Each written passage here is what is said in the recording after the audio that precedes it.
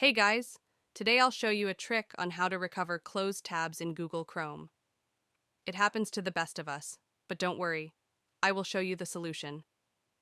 In this video, you will see two simple methods to solve this problem. Everyone has closed a tab or Google Chrome by mistake and forgot the websites that were opened. With this methods, you won't have that problem anymore. Let's begin. I will open some tabs to show you something first.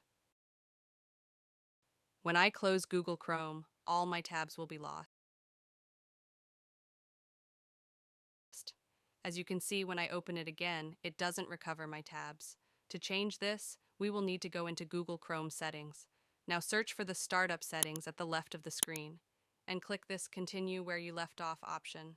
This option will allow you to keep your tabs even if you close your Google Chrome.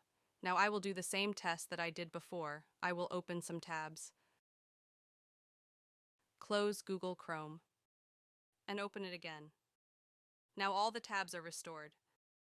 The other method to restore your tabs without changing anything in your settings is just pressing the keys Control-Shift-T after opening Google Chrome if you are in Windows or Linux, or Command-Shift-T if you are using Mac.